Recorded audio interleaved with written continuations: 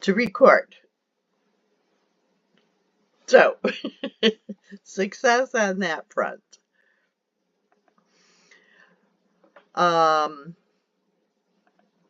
So, we're looking specifically tonight at Philippians 1, 9 through 11. And if you haven't had a chance to look at those recently, or you forgot what they said, I'll read them. And this I pray. Remember, this first part of this chapter is Paul's prayer for his friends there at the church in Philippi. And this I pray, that your love may abound yet more and more in knowledge and in all judgment, that ye may approve things that are excellent, that ye may be sincere and without offense till the day of Christ, being filled with the fruits of righteousness which are by Jesus Christ, unto the glory and praise of God. So, this is like the crux, the main emphasis of Paul's prayer, the concept that he really wants to get across to these Philippian believers, starting with that their love may abound more and more. He wants the love to abound, of course, to God, to each other, to the broader scope of people around them. And the idea of abounding means like way more than enough. One commentary I read compared it to like a river that's continually fed with rains and streams until it fills and overflows its banks, flooding everywhere around it with the abundance of like a flood of water. So our love should just flood everybody around us like a flood does when it overflows its banks. So, love, that he wants their love to abound. And then he, what's the right word? He hones in on a couple things. He talks about knowledge, and love needs to be connected to knowledge, to like facts and reality.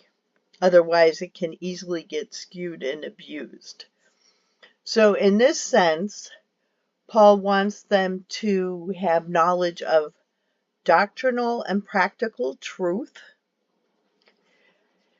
of God's nature, his work in our hearts, and his plans, and continuing the more that we know about God, because love, true love, cannot really exist without God. The more we know God, the better we know God, the better we can love God, and the better we can love others around us. Then he talks about judgment. Usually when we hear the word judgment, we think like either in terms of,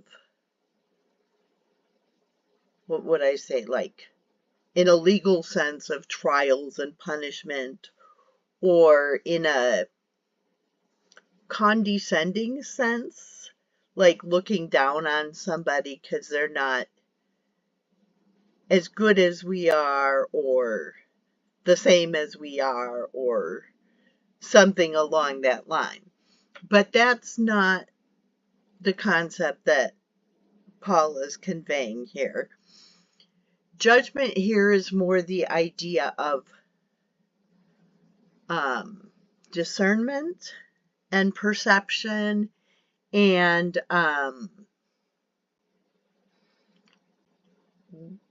looking for rightness. Not judging as in judging others, but more of testing or, like I said before, discerning, especially relating to ideas and teachings. We find often in Paul's writing, he tells us, I think it's in 1 John 4 maybe, to try the spirits or test the spirits to discern what's true, what's not true, what's right, what's not right. Here's an interesting thought I found. I forget which commentator it was. Knowledge and perception guard love from being ill-judged or being used. Too often, I think, when we try to show love people to others, there's a certain percentage of people that abuse that. And so we need the discernment to tell when somebody's trying to take advantage of our love and kindness to them. And let's see. The more we know of God, the more and the better we can love others. And we're not just talking about head knowledge, because it's easy to learn things in our head, but not have that work its way to our heart. We need a true heart knowledge of God and truth. I thought it was interesting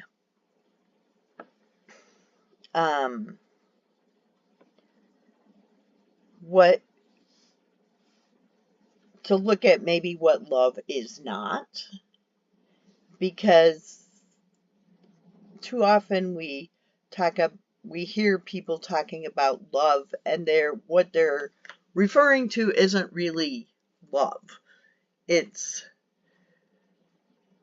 okay. So first of all, love is not just speech or words. Love is action.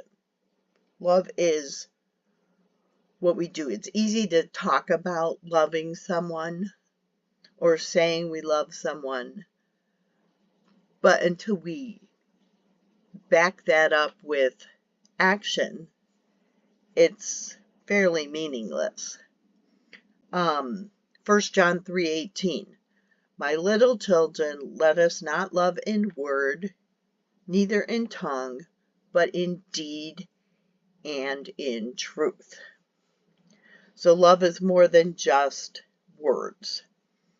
And love is not blind tolerance, which I think people get wrong a lot. Because, oh, well, if you love me, you're not going to tell me I'm doing something wrong. But real love corrects. Real love tries to bring people to do what's right. And that goes on to the next point. Love is not enabling. And love is not always agreeing or going along with something that's wrong. In verse 10, Paul talks about approving things that are excellent. I've always liked this verse. Because it's easy to settle for what's good instead of looking for the best. I mean, sometimes we can't always have the best, but when we're talking about looking at an array of things that are good, we should look for what will be best. We should approve things that are the best among the good. Paul was wanting them to test various teachings against the things they had learned from Paul. Let's see. I don't have it opened here. Yes, I do. Paul spent a lot of time, and I can't remember Philippians specifically, but in a lot of other books, he spent a lot of time warning about false teachers and false prophets. And often he talked about having them to try the testings or prove the testings or prove the teachings or try the teachings, meaning to how do they stack up against the truths Paul had taught them? How do they stack up against solid doctrine? 1 John chapter 4, beloved, believe not every spirit, but try the spirits, whether they are of God, because many false prophets are gone out into the world. Rats. I forgot what I was just thinking of. But anyhow, to test out the difference. Oh, I know what it was. Though the early Christians did not have the Bible written out for them like we do today, so they couldn't open their Bible and look at what it said. They had to rely on letters written that Paul had written to them, and there very likely were many other letters than the ones just included in the Bible. They had to rely on what they'd heard from qualified teachers. So I think maybe that was why Paul spent so much time warning them against false prophets and false teachers. I mean, those are nothing new. They've been around for centuries, millennia, a long time, millennium. So our standard for approving things should always be God's word.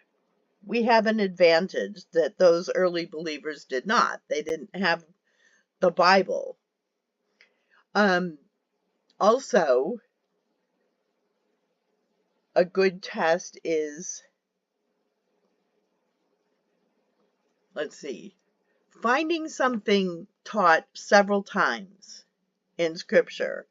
There are groups that will say, they'll take a phrase of a verse out of context and say, oh, this is truth. Do this. Believe this. Whatever. And that's like the only time that that's ever found. Sound doctrine is based on truths presented repeatedly throughout Scripture. And then we have to use our spiritual judgment, our discernment is a better word. And Paul goes on, he wants us to be sincere. There were a couple interesting things about hi, Vicki. Hi. Oh, you're outside again. Yes. Bethany's kind of outside. There were a couple interesting things about the words Paul uses here about being sincere. The idea is to be examined in the sunlight, the brightest light, and found pure. The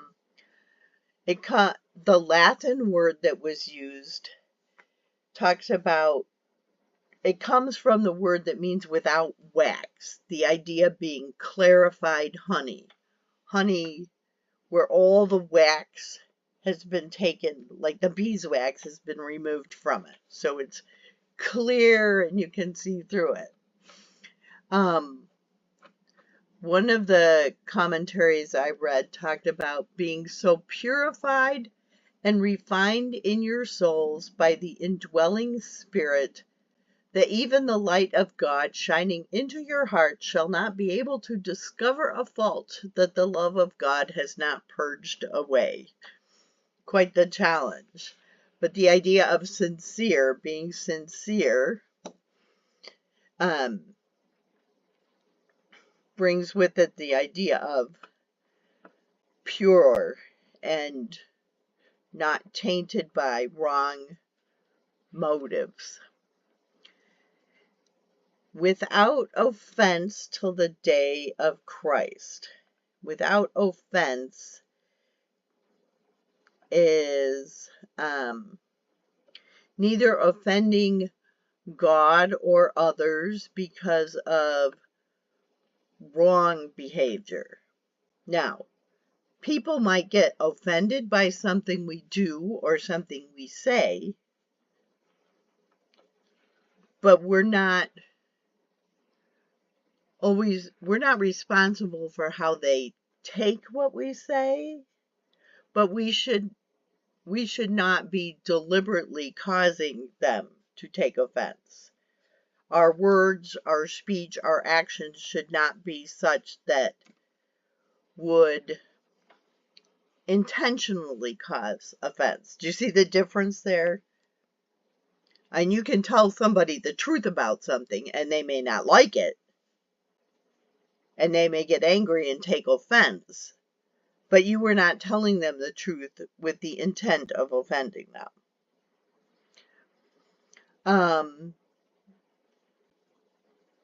It also has to do with not stumbling or causing others to stumble in their faith. And it doesn't just include our actions, but our motives as well. We can do something for the wrong reason, and that can be offensive, or at least offensive to God. So we have to be careful about our motives. And then verse 11 talks about being filled with the fruits of righteousness, which are by Jesus Christ unto the glory and praise of God. These fruits of righteousness talks about the whole work of the Spirit of God in our lives. The fruit springs from the seeds planted in regeneration. So when we are born again, when we are truly saved, the Spirit plants the seeds of these fruits in our lives, so to speak. There were several passages I marked down that relate to this. I'll put them all in the notes. I don't know if you want me to read them all right now. Obviously, one of the big ones is Galatians 5:22 and 23, where it talks about the fruits of the Spirit. It's interesting, a couple of them talk about peace. In James, he says, the fruit of righteousness is sown in peace of them that make peace. Hebrews talks about the peaceable fruit of righteousness.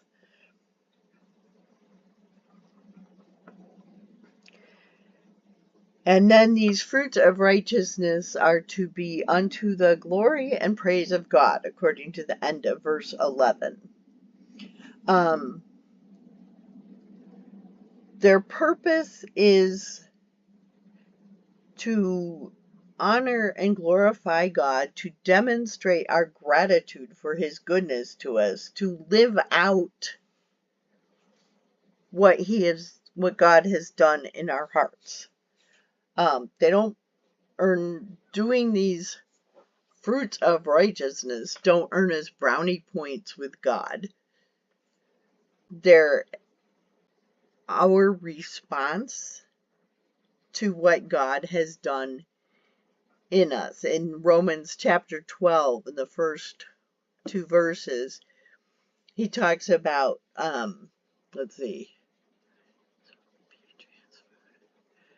our reasonable service because of what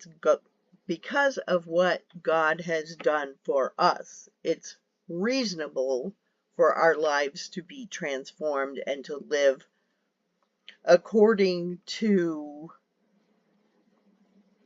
what He wants for us, according to how He wants us to live.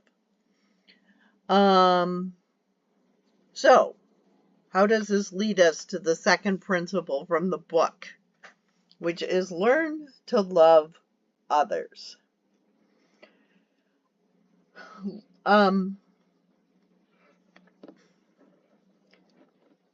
It's hard to love others genuinely and deeply without the love of God truly in us. The world around us talks about love, and they show a certain depth of love to people around them. But to truly love others, especially those who are not very lovable, takes the love of God working through us. And when we learn how to truly love others, we can bring joy to other people, and our joy increases. Think about it for a minute. Have you ever done something selflessly for someone else? And they're so happy because of what you've done for them, or how you treated them, or what you said to them. And seeing them happy makes you happy. Isn't that right? One thing I thought the author brought up in the book was this idea of the ephod from Exodus, what was it, 28, I think. I looked it up. The ephod was part of the special ceremonial clothing that the high priest would wear. And if you look in the passage, it talks about the different colors and how beautiful it was supposed to be. But the name of each of the 12 tribes of Israel was inscribed on this ephod. So when the high priest would enter the presence of God, he was bringing the names of the people of God into God's presence, bringing them before God. And that's kind of what Paul was doing in this prayer of his for these people at Philippi, bearing the names of these precious people into God's presence. So I think one of the first ways to demonstrate our love for others is to pray for them. It's hard to be angry with somebody you're praying for. It's hard to continue to hold grudges against somebody if you're earnestly praying for them, because prayer changes us as well as other people or situations.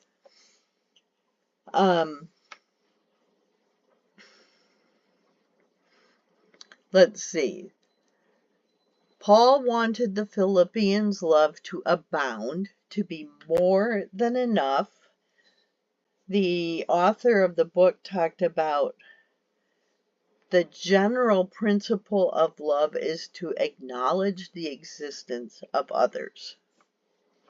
How often do we go through places and maybe you're walking through town or walking through the mall or through the hallways or something, and you have this sense of people walking all around you, but we never really see the people around us.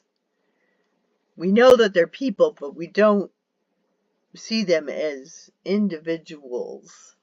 They're just people or shapes.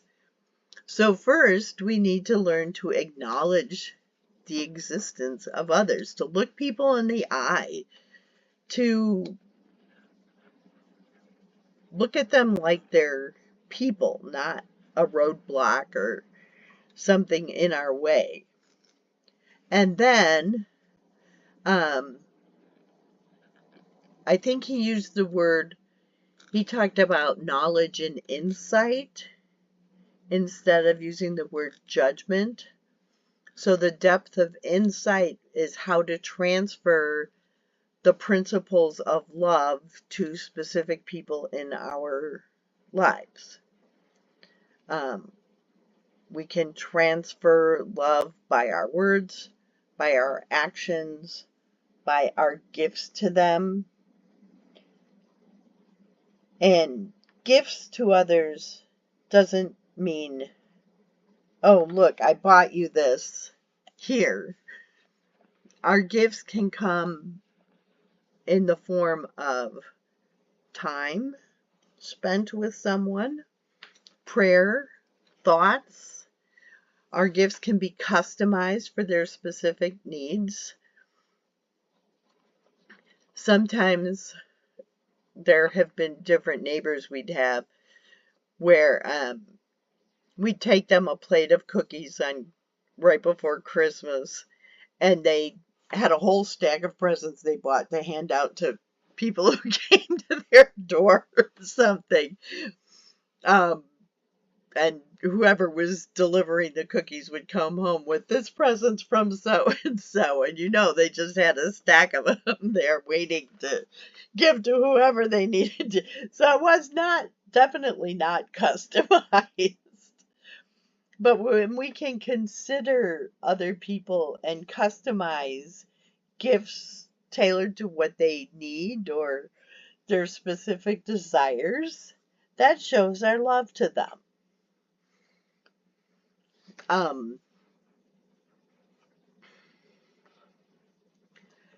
And our love to others should be blameless, not offensive. We shouldn't be trying to crush their spirits or cause them to stumble, and often our approach makes a difference.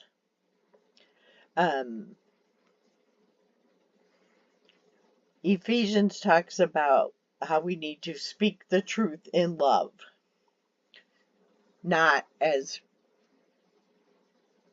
some recent politicians have talked about, speaking truth to power.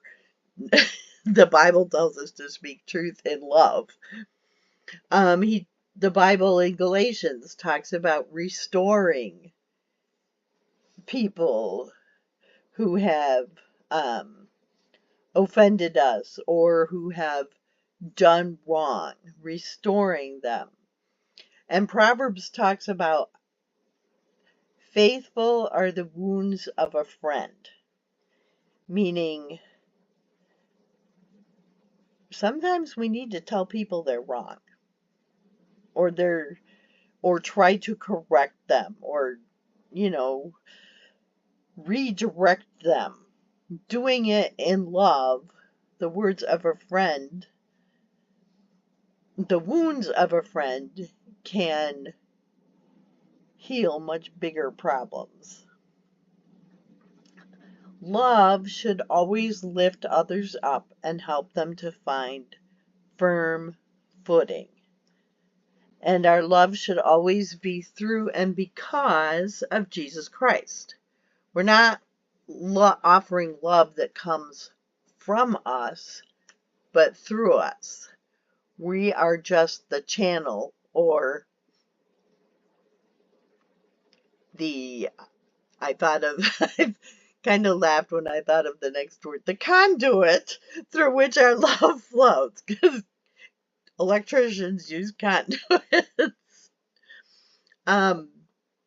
Our human love is often tainted or stained or poisoned by our past, by competition, by wrong motives, sometimes by lack of knowledge. We'll look at somebody and start to think judgmentally about them, but we don't know the whole story behind what they did. We don't know all the facts, and so our human love for them could be affected by our lack of knowledge. Sometimes it's tainted by jealousy or envy.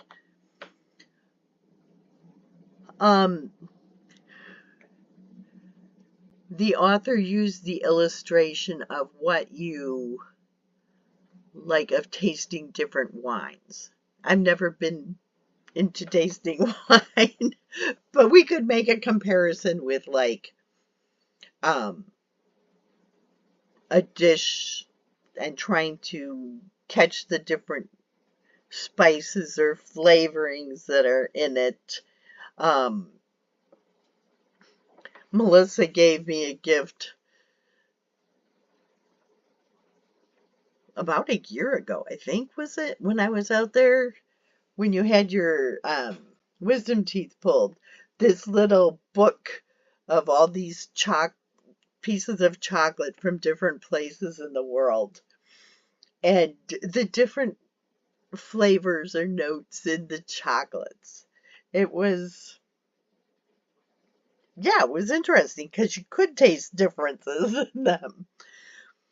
So we are to let the pure nutrients of God's love flow through us so the fruit of our life's tree tastes sweet and refreshing.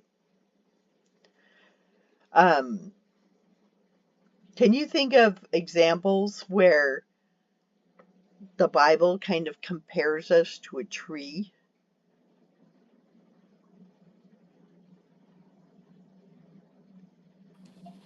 I went to a ladies' brunch yesterday at church, and they did a whole skit about different kinds of trees. It was very interesting. But that aside, I think Psalm 1 uses that example. Yes, someone. That's what I was Um, thinking of. Dr. Townsend used to make us recite that in band very early in the morning. Right? Was it that? Or was it Proverbs 1? It was one of those. I was um, half asleep most of the time, so. I had, I don't know if you remember, Bethany, I had you guys memorize someone. And to help you memorize it, we made up a song. And that still goes, it wasn't anything profound for sure. But that song still goes through my head every time I read someone. I think there was like a Patch the Pirate song too that we listened to that had it. Could be. But the idea of a tree pulling the nutrients up from the soil and then using that to nourish the fruit that a tree produces. Think of like a nice, crisp, sweet apple. So we need to let the pure nutrients of God's love flow through us. So the fruit of our life's tree tastes sweet and refreshing. Love corrects, builds, uplifts, and the idea is for us to cause others to become, for our love to cause others to want to become better, more Christ-like, kinder. Loving others is not the same kind of rephrasing what we said earlier. It's not the same as codependence or tolerance or enabling. And true love tastes like joy. Because when we are loved, we feel joy. Isn't there, when you know you're truly loved, don't you have this sense of safety and stability and calmness and peace?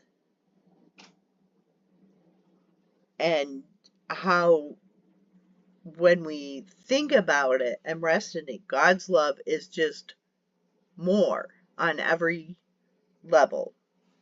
And even when life around us is crazy, the world is crazy and chaotic, we can rest in that love of God and the safety and the peace and the calm that comes from that. And that is what we can let flow through us to others. So, how does love increase joy? Kind of like a chain reaction. When we taste God's love, we pick up on strong notes, hints, or flavors of joy. John 15:11. These things have I spoken unto you, that my joy might remain in you, and that your joy may be full. And when we are full of joy, it's easy to share that with others. What did you think about if you have the book, the Harvard study about relationships? I thought it was really Did you? cool to see like how they track them. Was it for like how long was it? 60 to 80 years? It was Can't a remember. long time, yeah. And like showing that it didn't matter the financial status, but it was like if they had loving and stable relationships. And that was really cool to see that.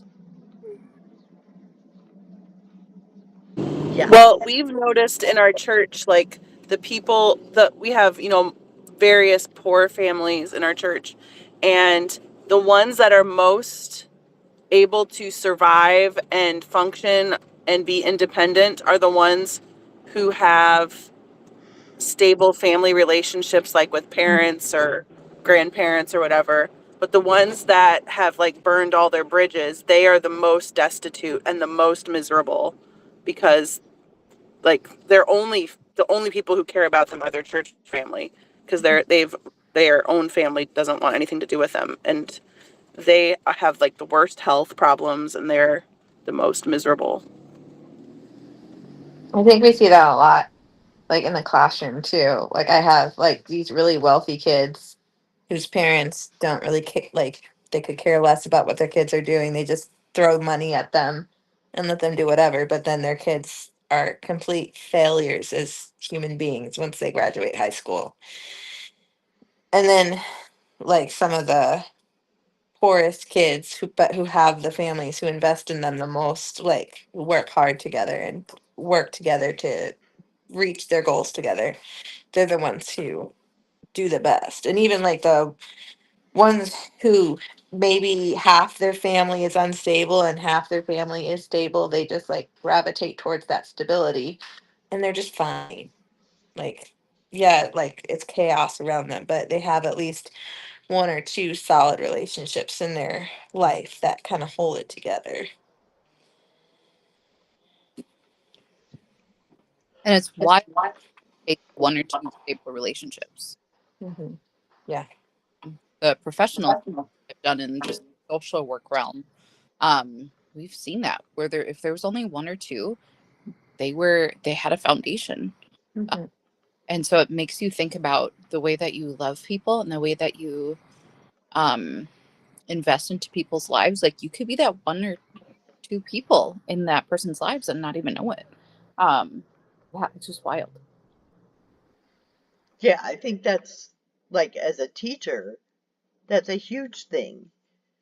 You can just being there for your students and them feeling that you are safe to come to confide in, to talk to. Just having a safe person sometimes that can make a world of difference in a struggling kid or in a church situation too. Knowing that there's somebody safe that they can come to. I think like with the neighborhood kids, Bethany, when you guys were younger, we were a safe place. That, and I think they recognized that, and like the nights of the parties across the street, when they would gravitate over to our place when everybody started getting drunk or crazy, so they'd wander over, 10 o'clock. Well, they were all here that one night that they were shooting guns. Remember that? One of the uncles was shooting guns on New Year's Eve, and they were all at our house, and then the police raided their house. It was a mess. Half of them got deported, but And then came back. So, I mean, in a sense, the idea that the key to happiness is loving relationships, as parents, sure, we may not be able to give our kids everything they want, and that's probably a good thing. Um, but as moms, especially, we often feel like we're not doing enough. We're not doing this, or we're not doing that, or we're not giving this, or we're not giving that. But more importantly, is to give them stable, loving relationships, and that can weather a lot of challenges. So I have heard this phrase before, but never really thought about it or investigated it or looked into it. The idea of the author challenged us to learn to love better by understanding others' love languages. Is that totally corny, or is that something you guys have gone worked through before, or I feel like that was common language in my college group of friends. And I feel like it was really, maybe it came out around that time or it was really popular. And I chuckled, and I have very love language. His strongest that he gives and receives is service. And that's my last one. Like I don't notice when he like takes down a huge bush and he's like trying to do it to like serve our family. Um, and so, yeah, it's really big in our house and still something that we work on. Tim made me take, I don't know if I actually took the test, but he made us talk about it when we were dating. And I was like, what is this? But then I was like, okay, this is actually important to him. And I can't remember like, I know what his are, but I can't remember what mine are. But it was a good, it was a good thing to talk about, like just getting to recognize what works for other people. I think Ben has one that isn't on the list. His is of giving course. food to, of course it is. His is making food for other people and providing food for other people. And that is not on the list, but I think it's definitely his.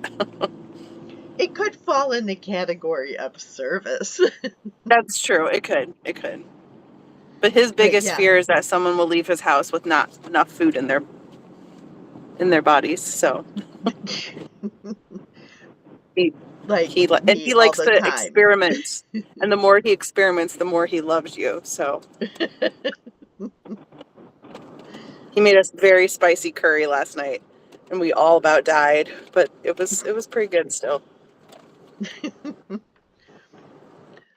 So the author lists the 5 different key love languages and then challenges us to identify your love language, identify one person God has put into your life to love, identify their love language, and then ask God to show you a way to show this person your love according to their love language. I want to know what Dad's love language is because You I know, I have was no thinking clue. about that earlier and I'm not sure. Ben says it's food too. you you should Well, that's force how he him. would that's Yeah. how he would He present buy it. he would buy all the food for everybody when we go there, and it'd be like calories and carbs galore. But I Yeah, feel like you so should force him to take the love languages test, even if he thinks it's stupid, and then see see what happens. my guess would be it'd be service. Yeah. But so your assignment this week is to show love to others. If you journal, write about it.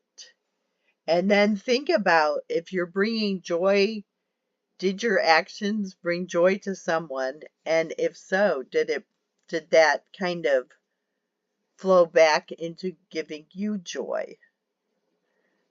Do your um, intentional actions to bring joy to others reflect on increased joy in yourself? Next week, we're focusing on Philippians chapter 1, verses 12 through 18. The pages in the book are pages 27 through 35. We'll be talking about how does our outlook on life affect our joy? And then, have you memorized Philippians 1:21? It's not a hard verse. Do any of you remember the old chorus based on that verse? I think the chorus came out in the 70s from what I was reading today. We used to sing it in youth group, I think. It was like our theme song one of the years. Okay. I think. Well, I don't know if it's the same chorus, but we used to sing the verse a lot in youth group. For me to live is Yeah, that Christ, one. to Yeah, die we is sang that gain. like every week for a while. It got annoying, but that's okay. But you won't forget the verse. Nope. um, are Melissa or Vicky, are either of you familiar with that chorus? Um, according to there's one phrase where I don't remember singing it the way all the lyrics I found online went, but according to what it was online, for me to live is Christ, to die is gain, to hold his hand and walk his narrow way. There is no peace, no joy, no thrill like walking in his will. For me to live is Christ, to die is gain. So now you've heard the song, you'll never forget. And you will remember that verse. And every time you look at that verse, the song will explode in your head. All right. Any other questions or comments? I like it when you guys participate, by the way.